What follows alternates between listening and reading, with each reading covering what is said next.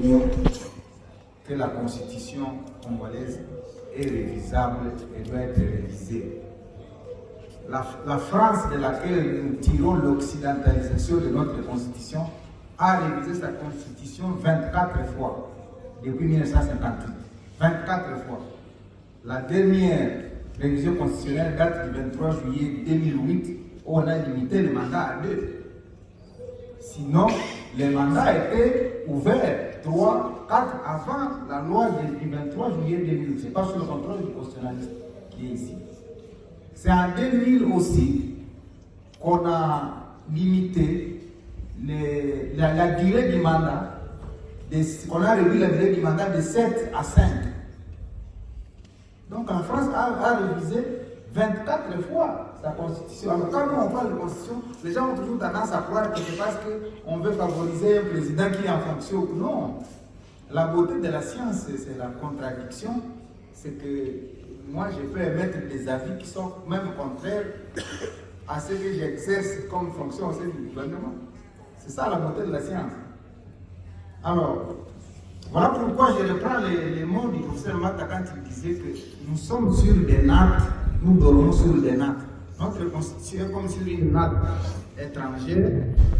Et donc, comme nous dormons sur les nattes que nous n'avons pas faites, nous faisons les rêves des autres sur nos nattes. C'est ce que vous avez dit. Non, vous avez rappelé que c'est beau, effectivement. Nous faisons les rêves des autres. Alors, pour revenir aux questions,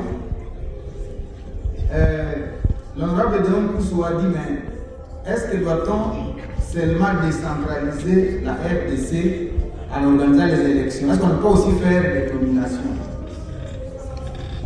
Oui et non.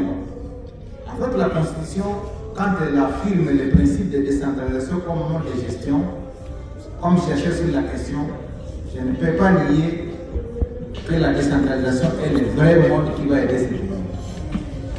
Mais la Constitution, en affirmant le mode de gestion par la décentralisation,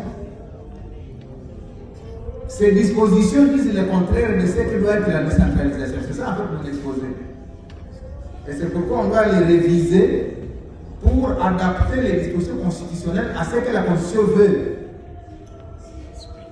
Lorsque je vous ai donné le nombre d'organes que les élections locales vont créer, c'est 904 nouveaux organes locaux. Si un organe, qui est le conseil communal, le conseil de chefferie, le conseil de secteur, a seulement 10 agents, ça va nous faire 9040 agents. J'ai fait un calcul du coût de fonctionnement de ces 904 organes. Je suis à 80 millions 496 dollars américains. Ça, c'est le coût de fonctionnement. Je n'ai pas encore évalué le coût de la mise en place des organes, c'est-à-dire la construction des édifices, etc.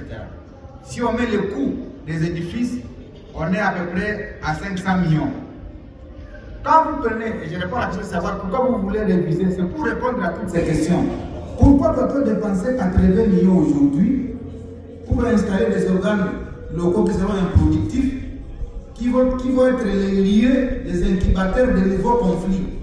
Parce que les conflits vont quitter les provinces pour descendre maintenant dans les organes locaux avec les phénomènes de mutantisme où des personnes se réunissent et font tomber un bourgmestre de commune.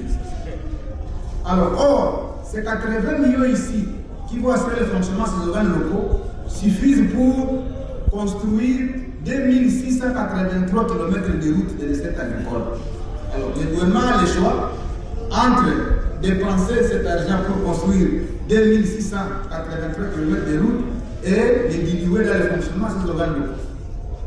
C'est ça, en fait, la réflexion que j'ai voulu partager avec vous. Et je vais verser mes réflexions au niveau de notre centre IDGPA pour que tout le monde se rende compte des évidences que j'ai développées tout à l'heure. Donc il y a des niveaux où on doit organiser les élections et des niveaux où on doit nommer les autorités. Moi j'estime, répondant à la question de pourquoi est-ce que vous dites que les communes ne doivent pas être des entités décentralisées. Prenons une ville, Matadi. C'est combien de communes? C'est 3 communes. Goma, 2 communes. Pourquoi Pourquoi est-ce qu'une ville comme Matadi, la ville est une entité décentralisée et les 3 communes deviennent aussi des entités décentralisées? Où est-ce que la ville comme entité décentralisée va exécuter son programme si ce n'est pas dans les communes? Alors pourquoi la commune doit encore être décentralisée alors que c'est l'entité d'exécution du programme du maire? Donc c'est cette redondance-là qui crée des problèmes dans la mise en œuvre de la décentralisation.